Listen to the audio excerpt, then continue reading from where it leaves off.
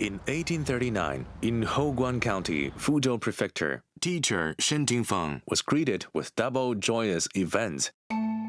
In August, Shen Tingfeng's 19-year-old son, Shen Baojian, passed the junior exam. Also in the first month of the new year, Shen Baojian married his cousin, Lin Bujing. In the wedding, an important figure did not show up. He was Shen Baojian's father-in-law, Lin Zexu. Lin Zexu, as the imperial commissioner, was banning opium in Guangzhou. His heroic undertaking of burning and destroying British opium imports in Humen, Guangdong had curbed the flooding opium smuggling trade. But only for a while. Soon, the British gunboats sailed off to the coast of China. In 1840, the Opium War broke out, and the Qing dynasty was defeated. The once hero Lin Zexu became a scapegoat, being fired and exiled to Xinjiang. The Qing government was forced to sign the Nanjing Treaty and the Five-Port Trade Statutes. The gateways of this old Chinese empire were finally forced to open by the mighty ships of the great powers.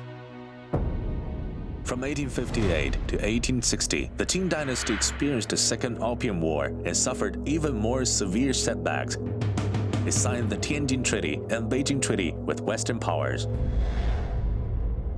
在这两个条约的这个规定之下，台湾要开放北部的这个淡水，还有南部的这个安平这两个国际贸易港。From 1860 to 1863, first Tamsui and Anping were listed as supplement ports. Then Keelung and Dago were successfully opened.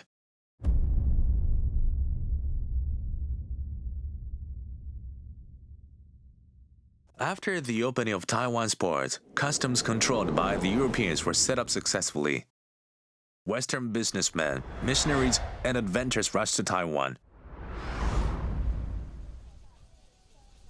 The northern port of Tamsui, due to its export of tea and camphor, had become the largest port of Taiwan.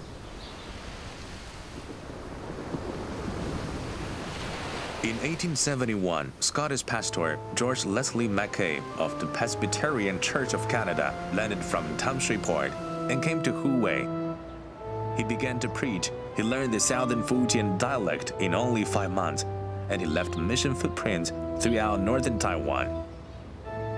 He was also a doctor. In 1880, Mackay founded the first Western hospital in northern Taiwan, the Hubei Mackay Hospital. And his unique skill was to extract teeth. Based on his calculation for Taiwan people, he extracted 21,000 teeth in total for free.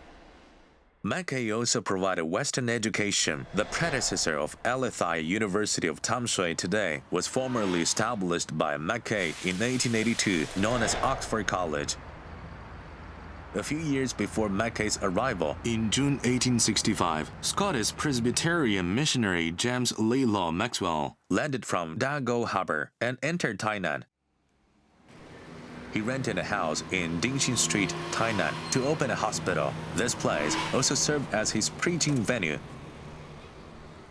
Maxwell then became the first Christian missionary and the first Western medical doctor in Taiwan.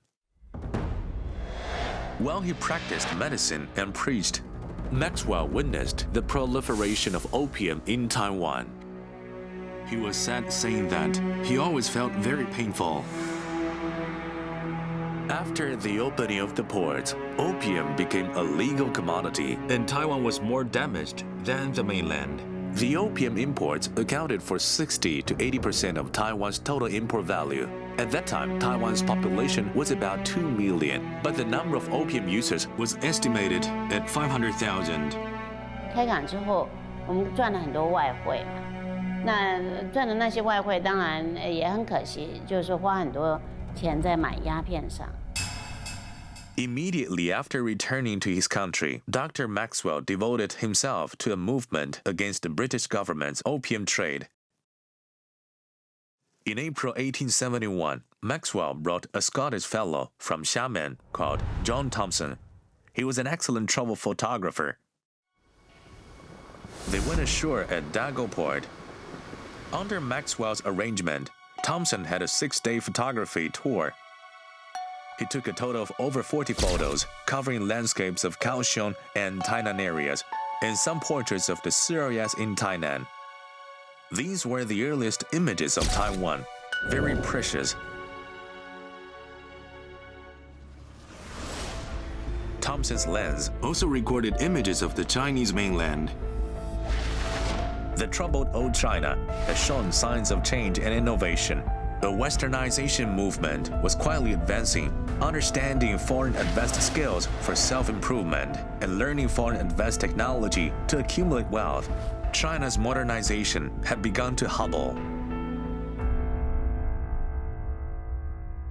This was a picture taken by Thomson in Maui, Fuzhou at the end of 1870 before going to Taiwan. Thomson called it China's arsenal. This was Maui Shipbuilding, the first modernized shipyard in China. It was founded in 1866 by the pro-westernization movement high official Zuo Zongtao. But when the shipyard's blueprint was just finished, he was transferred to Shanxi and Gansu as governor general there, who would carry this great cause of ship administration. Zuo Zongtao made 3 visits of the residence of former Jiangxi governor Shen Baojian, eagerly inviting him to take the job. Later, Shen Baojian was named by the imperial decree as chief official of the ship administration. Within a short period, by the Majia River, a 600-mu, well-equipped large-scale modern military-industrial complex was built. In the Far East, it was second to none. In addition to shipbuilding, the more important goal was to cultivate talents. Therefore, the School of Ship Administration was established in Maui, which was divided into 2 majors, sailing and marine engineering. Foreign instructors were employed to teach shipbuilding and navigation technology. This was China's first modern naval school, which had trained the first batch of senior naval generals, military industrial experts, and famous intellectuals in modern China. On January 18, 1868, Shen Baojian hosted the keel-laying ceremony of the first ship, the Evergreen. The construction of the first Chinese-made steamship was started on this day. 15 days ago, in Japan, which is only a strip of water away from China, Emperor Meiji proclaimed the restoration of power to the Emperor Edict, announcing the abolition of the shogunate system and restoring the emperor's rule. This prompted Japan to start a modern political reform movement known as the Meiji Restoration. This major event had yet to see what the implications will be for Taiwan, even for the whole China. When the Meiji Restoration began, Taiwan was in the throes of the initial opening to the outside world. On November 25, 1868, Anping, Tainan was shelled by 2 British warships and then was occupied. The incident was triggered by a British businessman named William Alexander Pickering. The camphor he smuggled was seized by the government. This event was therefore known as Taiwan's Camphor War. In the end, the Qing court made concessions and signed the Camphor Treaty, which allowed Britain to control Taiwan's camphor resources. Camphor is widely used and is the basic raw material of ballastite and celluloid. In the 19th century, Taiwan became the world's largest producer of camphor. 1860这次的开港所拓展的国际市场，造成台湾的对外出口品，最主要就是茶、糖、樟脑。Tea, camphor, and sugar were known as the 3 treasures of Taiwan then. 1860以后，樟脑的产值占不到4%嘛，那糖是占36%嘛，那这个茶出口值是占54%嘛，茶变成是台湾最重要的出口品。Taiwan originally did not produce tea. Based on Li and Heng's The General History of Taiwan from 1796 to 1820, a man named Ke Chao introduced tea seedlings from Wuyi Mountain and planted them at Yukong. Since then, tea leaves have been transplanted in northern Taiwan.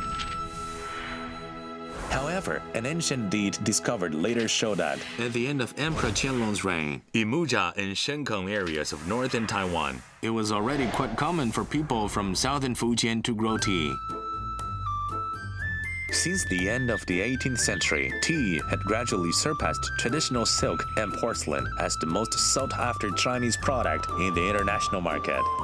After the port opening in 1860, Taiwan tea, which had been planted for nearly 100 years, began to flourish. This is Taipei Dadaojiang, a port market that had risen from tea business. In the history of the development of the Taipei Basin, places like Xinzhuang, Monggang, and other places around Dadaojiang had already established busy markets. This was still a sparsely populated place. The name Dadaojiang, as the name suggests, was a large ground for rice drying.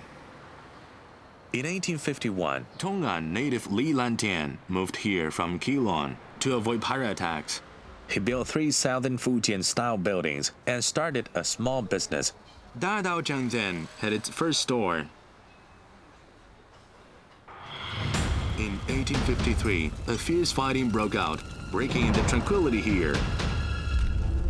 1853年，就发生了一件非常不幸的事情，就是所谓的顶下交聘。Both sides of the fight lived in Mongga. At that time, Mongga was the largest town in northern Taiwan, known as First Tainan, Second Lugang, and Third Mongga, for their business status. 那蒙甲这个地方呢，有这个龙山寺的族群，那就叫做晋江人、惠安人、南安人，这叫顶椒人。顶椒人跟我们下椒人就是厦门、同安人呢，有一些我们讲的是言语上的、经济上的一些麻烦了，那结果就发生了明斗。大家为了一个争夺。这个整个那个蒙甲这边的利益打得难分难解那死了非常多的人。The former Shanghai City God Temple of Tong'an people located in Mongga was also burned down. 咱们这个同安人就背着霞海城隍爷往这个北边北部的方向走，就在这个大稻城落地生根。The Tong'an people who escaped to Dadaojiang under the leadership of Lin Youzhao rebuilt their homes. Since then, the sparsely populated Dadaojiang had begun to gain popularity and develop commerce and trade. This is the shop built by Lin Youzhao, 3 shops in a row, only 1 left. The Shanghai City God Temple was also rebuilt, followers increased. It gradually became a local faith and commerce center.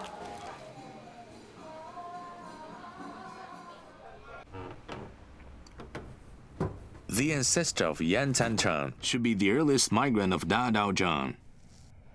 4代前的伊祖先里面过原籍泉州府东安县二来乡甘化里福来乡啊，这盐山啊，来台湾的开基祖出过台湾台北府大酒店。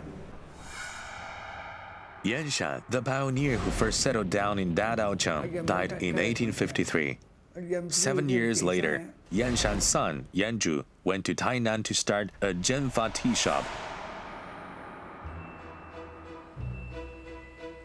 Yan Cancheng is the 4th-generation successor of Zhenfa tea shop and has been selling tea for over 70 years. The traditional tea packing technique he had learned when he was little has not been changed. Now, his packing is slow, but the meticulousness is still the same. Zhenfa is the oldest tea shop in Taiwan. For a long time since its opening, it has been a tea specialty shop specializing in Wuyishan tea, Fujian. 对，阮在后壁这个地摊迄个是呢，这个武夷山36个地头的名嘛。就该学讲，阮兜咧卖茶就是武夷山这好地头茶叶，家己咧自看，家己咧学咧家己咧。In 1860, When the Jinfa Tea shop opened, John Dodd of Dodd and Company Limited in England came to Taipei. 陶德本身是要收购台湾的樟脑，但是陶德他又发现到台湾有另外一种产业，绿色的黄金，就是茶叶。 At this time, endless rows of tea plants had been grown in the mountains of Taipei, and the Jinfa Tea shop was not the only one engaged in cross-strait tea business. Dodd discovered business opportunities. 6 years later, Dodd came to Taipei again and brought a Xiamen native with him. Xiamen and Fuzhou, which were listed as 2 of 5 trading ports in 1842, became the 2 major tea ports in China. Almost all of the Taiwan tea were shipped to Xiamen for processing before exporting. His name was Li Chunsheng. He was born in Xiamen in 1838. He was born in a poor family, supported by his father as a ferryman. He was baptized as a Christian at 14, learning fluent English in the church. Later, he began doing business and became a comprador to foreign business, mainly doing tea business for foreigners. In 1866, he came to Taipei and worked as chief representative of Dodd and Company Limited. On behalf of Dodd, Li Chunsheng introduced from Anxi, Quanzhou, a large number of high-quality tea seedlings for farmers in Taipei's Mujia area to plant. 他跟农民讲：“我借钱给你，好，你去来做耕种这些茶树，但是你收成之后呢，我保证收购。”所以呢，就带动了台湾北部的很多种植茶叶的风气。那到了1869年，有21万斤的佛摩萨乌龙体从大稻埕加工，然后从淡水出港。This was a big business jointly done by Dodd and Li Chunsheng. Taiwan tea was exported for the first time directly to New York, the USA. 造成大轰动，台湾茶一鸣惊人，大稻埕这片茶叶从此开始兴盛。The Dadaocheng No. 5 Watergate area was the busiest tea port in Taiwan in the late Qing Dynasty. 一年四季都有船从5号水门这边淡水河出口到，包括除了欧美之外，还有销到福州再去加工，甚至销到东南亚。 Dihua Street in Dadaocheng is now a street for selling local products and items for the Spring Festival, but the street was surrounded by Chinese and foreign tea shops in the past. The air here was filled with tea fragrance. Business was booming. 那时候很多福建的一些公司呢，他就到大稻埕这边来设工厂。全盛时期呢，大概有200多家的茶厂。 Yoji Tea Shop was a rare remnant of several hundred tea shops in Dadaocheng with over 100 years of history. 我们家的祖先历代是世居在福建安溪的姚阳乡。你知道姚阳乡是中国铁观音的故乡嘛？哈，那历代就是种茶为业。台湾茶开始崛起以后，那时候我祖父移居到台北大稻埕来。我祖父叫王孝景。 Also, Wei Jingxu from Anxi, Wang Shuijin, Zhang Daimiao, and a group of top Fujian tea masters arrived in Taipei in the late Qing Dynasty. The Daozhong tea they created greatly enhanced the quality of Taiwan tea and earned Taiwan tea a worldwide reputation. 基本上，那个早期我们的制茶工艺都是源自福建，包括我们的制茶师傅都是从我们老家传承过来。 所以那福建的很多的这个产茶的资本啦、技术啦，包括采茶的这个女工啊，都陆陆续续移到这个台湾来，协助这个台湾茶叶的这个扩张。有些论述说，这个开港之后，两岸关系就淡了。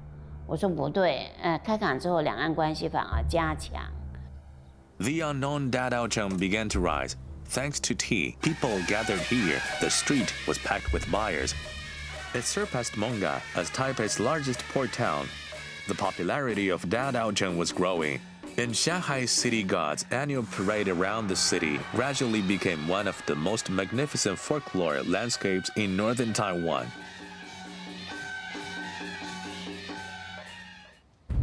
In 1874, Shen Baojun breathed a sigh of relief. The ship administration successfully completed its first phase of task. The shipyard produced 15 steamships. The ship administration school trained the first batch of modern naval personnel in China. The court issued gold and silver medals for the success of the ship administration as a commendation. Over the past 8 years, for this ship administration, Shen Baojun had been so exhausted that he became quite ill. A few months ago, his wife, Lin Puqing, who had been with him for over 30 years, passed away due to long illness. It made his physical and mental health even worse. But on May 14, 1874, the imperial court issued an emergency edict demanding Shen Baojun as chief official of the ship administration to lead a fleet to inspect Taiwan. The Qing court was informed that Japan had attempted to invade Taiwan. Several Japanese warships had sailed off from Nagasaki to Taiwan. 日本呢，1868年明治维新以后，国力就增强了，它要向外扩张。当时这个有南进北进两派，北进就要去打韩国了，打那个满洲啊，南进嘛就上面琉球啊就。打台湾。 Ryukyu Archipelago is located between Taiwan and Kagoshima, Japan, facing Fujian province across the sea. From the Ming Dynasty, Ryukyu was a vassal state of China. In 1372, Ryukyu began to pay tribute to China. For 500 years from the Ming to Qing dynasty, generations of Ryukyu kings were conferred their titles by Chinese emperors. In 1609, the lord of Satsuma clan in Kagoshima, Japan, forced the Ryukyu state to pay tribute to it, resulting in one state, two submissions. 琉球是固然是作为中国跟日本的藩属啊，但是它还是个独立主权国家。 In November 1871, a tributary ship from the Miyako Island, Ryukyu, encountered a hurricane and drifted to Baiyao Bay on the east coast of the Langjiao Peninsula in Taiwan. There were 69 people on board, with 3 drowned. The rest 66 entered Mudan village, Langjiao, by accident. After they landed, due to language barriers, they fell into conflict. 54 people were killed by the ethnic minority Gaoshifo tribe. The remaining 12 people, protected by the chief of Baoli village, Yang You-won and Deng Tianbao, were saved. 杨有望他们合资合力，又把埋在那边的54个尸体移到这边来，重新埋在这边。 Yang You-won and his fellows did a great service. Then, Yang You-won had his son escort the 12 rescue Ryukyuans to the Fengshan County government office. The Taiwan prefecture government then transferred them to Fuzhou in Fujian. They were placed at Ryukyu House and compensated by the Fujian authorities. In June next year, a ship was arranged for their return to Ryukyu. This event was seen by the Japanese government as a golden opportunity to annex Ryukyu and invade Taiwan. In March 1873, in the name of exchanging ratification of the Sino-Japanese provisions of cordial relations and attending the ceremony of Emperor Tongji's taking over the reign of the government, the Japanese Foreign Minister Soejima Taneomi led a delegation to China, intervening with the Qing government on the Ryukyu incident. 琉球国它不是日本国的领土啊，日本无权的代琉球来交涉，但是日本呢不管这套。 他就以此为借口呢，跟清政府交涉。这个交涉呢，并不是真的交涉，是为了什么呢？他是要先礼后兵，为的是这个兵。 Japanese document acknowledges that Soejima Taneomi is going to the Qing dynasty in the name of exchanging treaty ratification and paying respect to the emperor were only a strategy for sending troops to Taiwan. An American from the Japanese diplomatic mission, Charles W. Lee Gendre, was a former U.S. consul in Xiamen. In October 1872, he resigned and on his way to the United States, he passed by Japan. He was promised by the Japanese government with a high official post. He then became the key figure of Japan's invasion of Taiwan. Charles W. Lee Gentry was an old Taiwan hand. He handled the 1867 shipwreck incident, so he repeatedly entered the so-called Forbidden Land of Langjiao, signed privately with the General Chief of the 18 Tribes Shipwreck Rescue Treaty. Lee Gentry conceived a theory that Taiwan's aboriginal lands belonged to no one, waiting to sell this theory for a prize. He touted it to Soejima Taneomi and provided the Japanese government with timely excuses and a complete set of Taiwan expedition strategy. Lee Gentry also presented his carefully collected and drawn Taiwan intelligence maps to the Japanese government, enabling the Japanese army with the first-hand information for invading Taiwan. After all the diplomatic and military preparations, the Mudan incident finally broke out. From May 7, 1874, the Japanese invaders successfully landed at Shiliao Bay, Checheng Township, Pingtun County. 3 warships and 5 transport ships with a total strength of 3,600. The general commander was Lieutenant General Saigo Judo. On May 29th, when hearing that the Japanese army had invaded Taiwan, the Qing court hurriedly entrusted a new mission for Xin Baojian. 这是清人爱人了，就等于说是台湾事务呢，军政全权交给了沈葆桢。 Facing this serious crisis, Xin Baojian, together with the Fujian authority, proposed 4 urgent measures to defend Taiwan, taking diplomatic initiatives, storage of ammunitions, reservation of talents, enabling information flow. On the early morning of June 14, 1874, in the Mazu Temple of the Ship Administration, after holding a grand ceremony of offering sacrifice to the sea, Xin Baojian and his party boarded the self-made Anlan, Feiyun, Fubo warships and headed for Taiwan. 这个地方就是我们所谓战场，叫做石门战场。 Shimen is a natural mountain pass leading to Mudan village. On May 22, 1874, the 150-man Japanese squadron met fierce resistance by the Mudan and Gaoshifo tribes. Under the command of the chief of the Mudan tribe, Arugo, they took up primitive weapons to fight against the modern Japanese army that was professionally trained and equipped with more soldiers and better weapons. 武器，人家的精良，我们都比不过啊，所以他是有必死的决心。如果这个大头目啊，跟他的长子就当场就阵亡。 After the Japanese army broke through Shimen, it dispatched 1,300 troops to advance in 3 directions, burning down Mudan village and capturing Gaoshifo village. The Langjiao 18 native tribes were mostly intimidated by the Japanese military might or surrendered under their material incentives. This was the surrender's good protection flag provided to the Langjiao native tribes. This is Saigo Judo. 1 month before sending troops to Taiwan, Japan established the Taiwan Aborigines Affairs Bureau, and Saigo Judo was named by Emperor Meiji as Taiwan Aborigines Affairs Supervisor. The construction of the Taiwan Supervisor Office began. It was located by the Shiliao Bay, where the Japanese landed. Also included were military camps, roads, hospitals, etc. It seemed that they intended to build a colonial ruling institution, and they prepared to stay in Taiwan for a long time. On June 22nd, the negotiating representatives, Fujian Chief Administrator Pan Wei and Taiwan Administrator Xia Xianlun arrived there. The Qing court defined the guidelines for this negotiation to persuade with reason yet to show military strength at the same time. The representative of the Qing dynasty announced the note written by Xin Baojian, note to the Japanese Lieutenant General Saigo Judo, and took out the Taiwan Prefecture Chronicle, solemnly declared to Saigo Judo that Langjiao, where the 18 tribes, including the Mudan tribe, settled, has long been China's territory. Saigo Judo insisted on the Japanese side's view that the land belongs to no one. It does not belong to the territory of China, so he refused to withdraw his troops. This negotiation made Xin Baojian realize that it was impossible to demand the Japanese to retreat by persuasion. The The key was to show military might.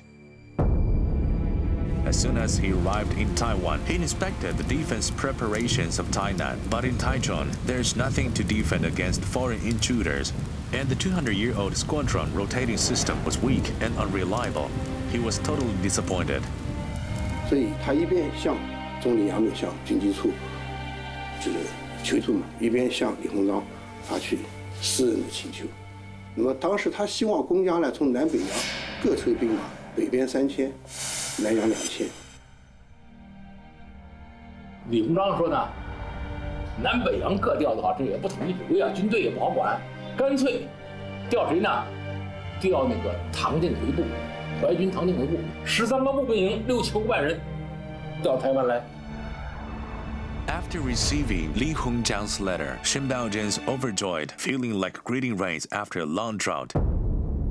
Li Hongjiang from Hefei, Anhui, was the chief advocate of the westernization movement. He was then the governor-general of Zhili province. He was 3 years younger than Shen Baojian, and the two shared the same teacher. Both were listed in 1847 as the new Jinshi. 那么他们当时又曾经同时在曾国藩的幕府里 当幕僚，然后曾国藩又把他们分别保荐为江西巡抚和江苏巡抚。应该说，他们两个呢，无论是公谊还是私交，都是非常密切的。 From Li Hongjiang, Shen Baojian also received 20 Western guns and 40,000 pounds of Western gunpowder. These emergency munitions were arranged by Shen Baojian to transport to Taiwan in time. The coastal defense of Taiwan was strengthened. The achievements of the 8-year ship administration were tested under Taiwan's imposing war situation. Of the 15 ships, 12 were involved in this Taiwan crisis. In modern times, this was the first time the Chinese Navy sailed to the sea. Although it was still very weak, no one could imagine how Shen Baojian's plan to deploy troops to Taiwan could be realized if there was no fleet. From the first graduates of the ship administration school, a group of elites were selected and rushed to Taiwan. Several math-savvy students arrived in Taiwan by the Ever Victory ship, measuring the depth of water, exploring the situation, and providing first-hand information for the Qing Army's military preparation. Yan Fu, who had just turned 20, also participated in the operation. His major was ship sailing. His experience in Taiwan helped him realize the danger faced by China. He later became, in modern China history, the most famous Enlightenment thinker. Prosper Guiquer and other Frenchmen also followed Shen Baojian to Taiwan, bringing a group of ship administration students to finish this complete map of Tainan Straits. The first scale city street map of Taiwan was completed by using modern surveying and mapping technology. Even looking from today's perspective, it is in high accuracy.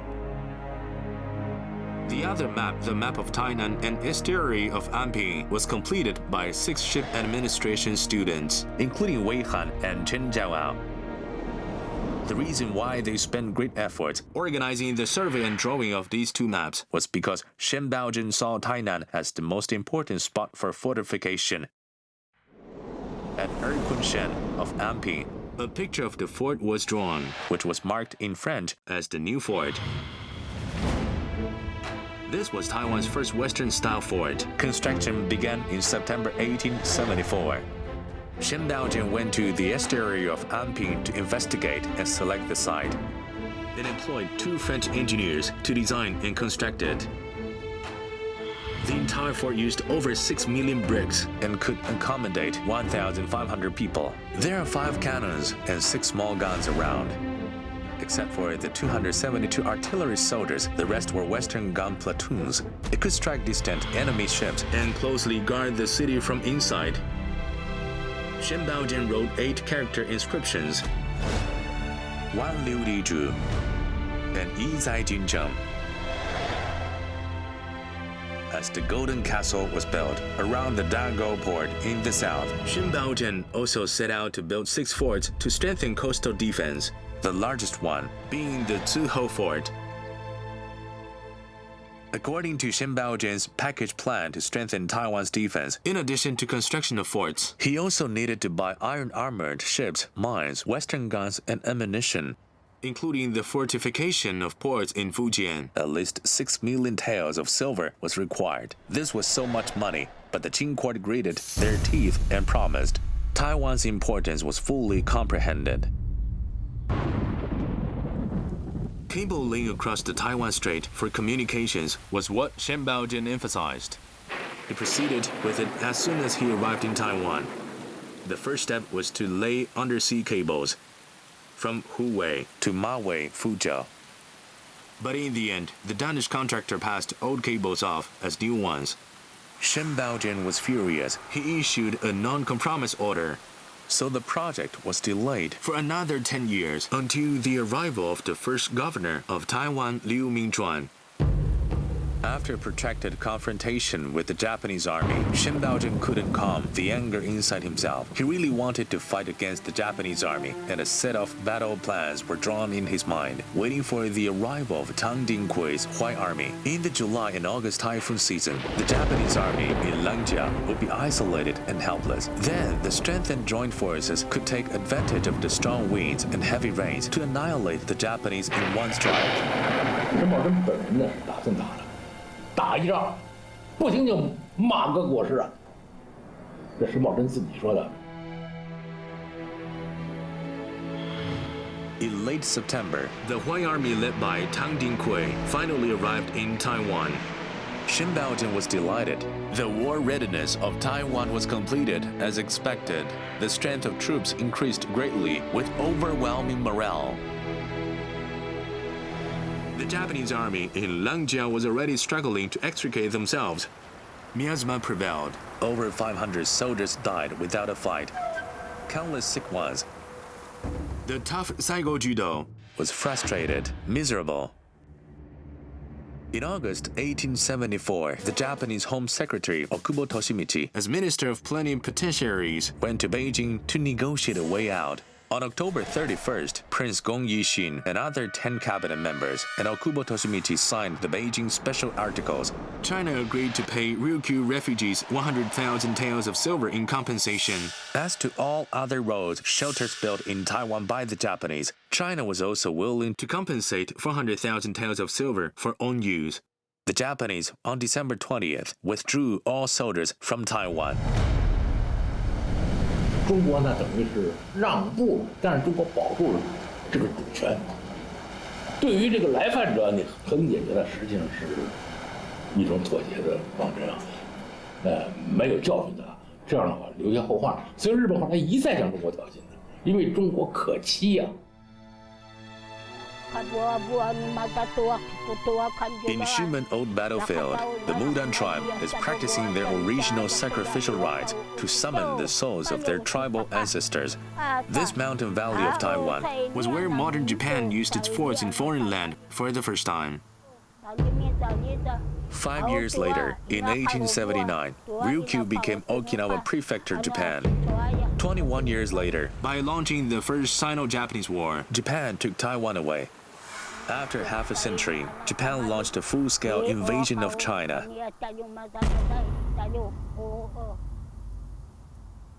When the news of the Japanese army's retreat arrived, the children of the Shen family in the Gong Alley, Fuzhou, looked forward to their father's return. They finally received a letter from their father, but the words were full of bitter and distressful sentiment. Japanese soldiers were gone, yet dealing with the aftermath was even more difficult. Everybody is trying to get out of this, yet I am commissioned to work this out. I don't see the difficulties. Shen Baojian was unable to return home, and the court asked him to stay in Taiwan and deal with the aftermath. 善后就是创始，在台湾要重新要搞建设，那就要搞境内化。 When the Sino-Japanese talk was still in progress in Beijing, Shen Baojian submitted a memorial to the throne, suggesting to follow the example of the Jiangsu governor's alternate stay in Suzhou and move the Fujian governor's office to Taiwan. 他看到了台湾这个地位的重要，为了便于治理，他说巡抚啊，你不能光在省会里，你必须要到台湾去。 At that time, it was quite a big step. It raised opposition voices. Finally, the court adopted a compromise plan. 巡抚半岁驻台，半岁驻闽。 The governor stays in the provincial capital in summer and autumn. Then he goes to Taiwan in winter and spring. Undoubtedly, the establishment of this plan was a very significant step for the division of Fujian and Taiwan and the establishment of Taiwan province 10 years later. In those days, Shen Baojian's memorials about the aftermath of Taiwan were intensively sent to the court. Just within one day, the Junji Chu received Shen Baojian's 11 memorials. He hoped to abolish the old practice of prohibiting mainland people to sneak in Taiwan. He believed that the interest of Taiwan starts from coal mines and proposed vigorous development of Taiwan coal mines. He requested awards for merited personnel, such as the White Army commander Tang Dinghui. He also requested awards for students who served in Taiwan. But on this day, 19-year-old Emperor Tongzhi passed away. 4-year-old Zantian, the future Emperor Guangxu, was put on the throne. The Empress Dowager Cixi once again attended to state affairs.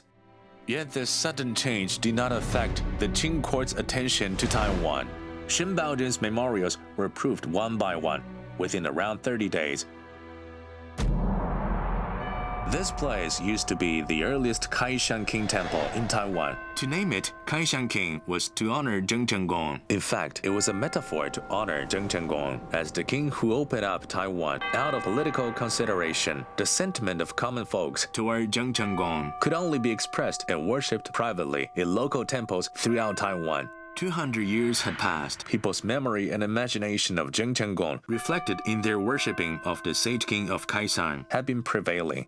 Shen Baojian realized that if public wishes could be realized and people were allowed to worship, it would be conducive in letting Taiwan people understand loyalty and righteousness were still the ethos to be followed. It could play a role in inspiring civil customs and upholding people's minds, so he accepted the suggestion of Taiwan gentry, sending a memorial to the throne to request the construction of a Yanping Junwang temple. The imperial court approved it. The project started in the 3rd month and was completed in the 8th month with a total cost of 7,422 taels of silver. Fuzhou craftsmen were invited to construct it, and masonry and woods were also shipped from Fuzhou. Qingtian and Pidi were written by Shen Baojian. Yanping Junwang Zi were also written by Shen Baojian. The entire building reflects a Fuzhou style of craftsmanship. A plaque, Fengzhi Sudian, was installed high above the gate to the temple. The once strong-willed general fighting against the Qing dynasty after about 200 years of his death was officially affirmed by the Qing government, posthumously conferred with the title as Zhongjie. Shen Baojian named Zheng Zhenggong a born perfect person. An old plum tree in the patio was said to have been planted by Zheng Zhenggong in his residence. Shen Baojian transplanted it here. In July, the harvest season, the minorities in the mountains of Taiwan ushered in their own annual big festival, the Harvest Festival, just like the Han people celebrate the Spring Festival. This was a carnival of day and night, singing and dancing. In this way, they offered sacrifice to heaven, earth, and ancestors. Between their ancestors and the Han people, there was a historical intersection from contradiction to integration. In retrospect, maybe it was mixed feelings. It started from Shen Baojian's Kaishan Fufan. For a long time, the Hanfan segregation policy had caused serious imbalances in the development of eastern and western Taiwan. The west, the so-called Front Mountain area, had basically been developed. But the back mountain was still in a closed and primitive state, and it was difficult for the Qing government's influence to reach. During the Mudan incident, Japan sent troops to Taiwan under the excuse Huashan is not in the territory of China, but a land without an owner. 那陈婉莹一到那边就开始要开商五荒，他目的是把这个申荒啊，把它这个加强汉化，同时呢设立那个官吏来治理，那就不是无主之地了嘛，所以要开商五荒。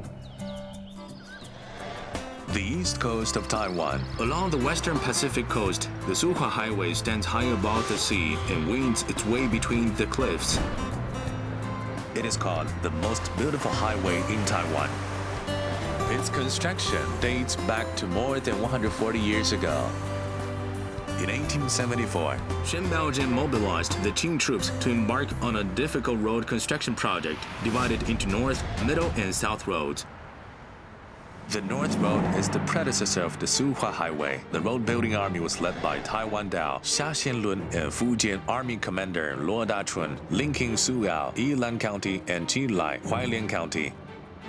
The South Road was led by Yuan Wentuo, an army chief Jiang Qiguan, and it advanced from Pingchun County to Beinan, Taichun County in two directions. The construction of the Middle Road started a little later, led by Commander-in-Chief Wu Guangliang. It headed eastward from Linyipu in Nantou County, crossing the Central Mountain Range, leading to Puxige, Hualien County, and linking the back and front mountains.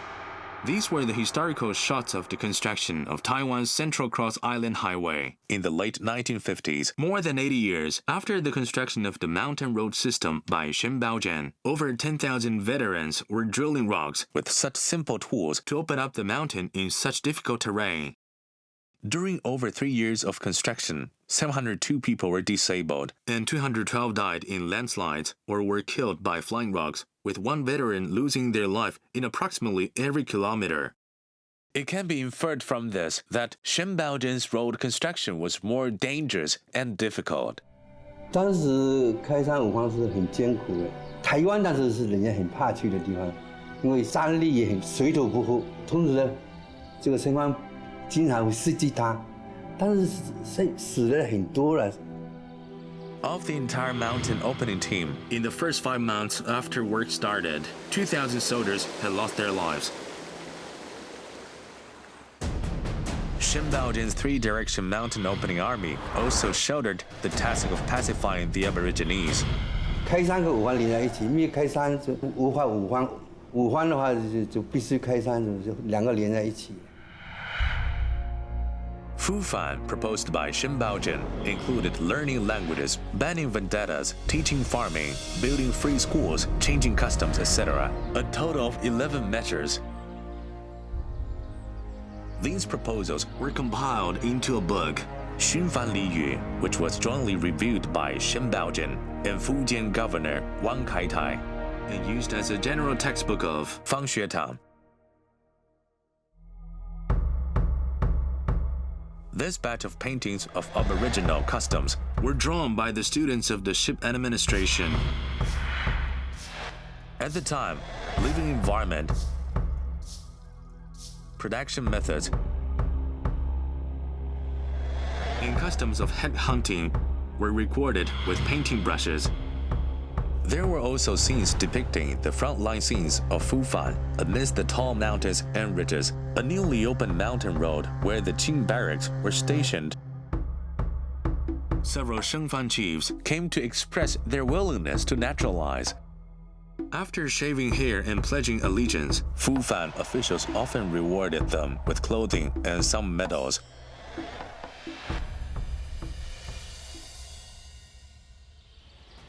Kaishan Fufan, of course, encountered bloody conflicts. But Taiwan's full opening had thus been formalized. In November 1875, with the opening of the Middle Road, the entire road opening project was completed. 205 li for the North Road, 240 li for the South Road, and 265 li for the Middle Road. Shen Baojun opened 700 or 800 li of roads in a year. The flat road was 1 zhang wide, the mountain road was 6 chi wide, and 19 battalions of forces were involved. 台湾呢本来是让分2块地，西部是汉人居住的地，东部是藩地，禁止汉人进入，是禁区啊。 In January 1875, Shen Baojun presented plea to lift the old ban on Hoshan of Taiwan memorial to throne and asked to lift all the old bans to allow for opening up. Shen Baojun's plea was all approved. In February 1875, the Qing court issued an imperial decree. All former regulations prohibiting the mainland residents from entering Taiwan should be abolished. 现在开了，开禁了，什么时候开始开禁？就是整个台湾呢，全部都开放了。 Since then, Taiwan has entered a period of comprehensive development. Taiwan's southernmost Hengchun Peninsula has a clear open area called Kenting. Shen Baojun set up land reclamation bureau offices in Xiamen, Hong Kong, Shantou, and other places to recruit workers to cultivate wasteland in Taiwan to promote the development of the inner mountains. It is said that there were so many young laborers who wished to reclaim arrived here. Hence, the name of Kenting was used for this place. Hengchun Old Wild City International Folk Song Festival was held here. The rock and roll musician chose this old city wall as their background.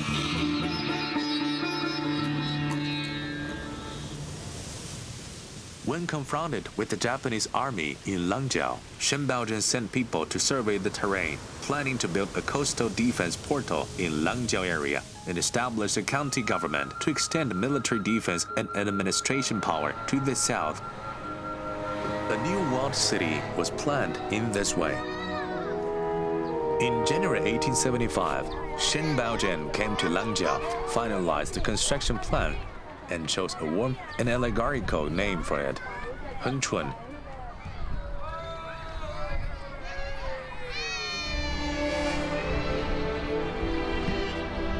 Apart from the southernmost town, Hengchun, Shen Baojun also established 3 counties in the north and added a prefecture. The counties were Hsinchu, Yilan, and Tamsui. The prefecture was Taipei. The location of the prefecture's capital city was Monga, chosen by Shen Baojun. In 1879, Taipei Prefecture was established. The map drawn in this same year had marked Monga's location with the word Taipei Prefecture. But Dadaocheng had also prospered, hoping to have the prefecture's capital city built on its side. Finally, the site of the prefecture government was settled between Monga and Dadaocheng. It was located on a large paddy field and marshland. This was an ideal solution, which not only could calm the dispute between Monga and Dadaocheng, but also connect the prosperity of the 2 commercial zones together. But it took several years to prepare the construction of Taipei City. The first Taipei Prefecture magistrate Chen Xingji did a lot of work to lay a solid foundation and raise silvers, exerting his utmost efforts. Fujian Governor Chen Yuying came to Taiwan twice and finalized the comprehensive plan. Yet Taiwan's military chief Liu Yao considered that there was something wrong with this plan. There's no main mountain to lean back. Liu Yao was good at reading feng shui. He took Qixing Mountain as the aim point and rotated the central axis of Taipei City by 13 degrees to the northeast, considering it the best feng shui for Taipei. In 1882, Taipei City finally broke ground. But Shen Baojun had passed away 3 years before the construction began. On August 22, 1875, Shen Baojun left Taiwan. By the imperial decree, he was assigned to serve as the Governor-General of Jiangsu and Zhejiang. On his way to Jiangning, he took the paintings drawn by his ship administration students and carefully mounted them in Shanghai, then had them delivered to the court. These paintings were the last jobs decreed by the emperor. In addition to the 36 paintings of Aboriginal customs, there was another complete map of Taiwan, which was completely different from other Taiwan maps. By following Western measurements of distance marked with longitude and latitude lines, Qianshan and Huashan were connected together to present a complete view of Taiwan.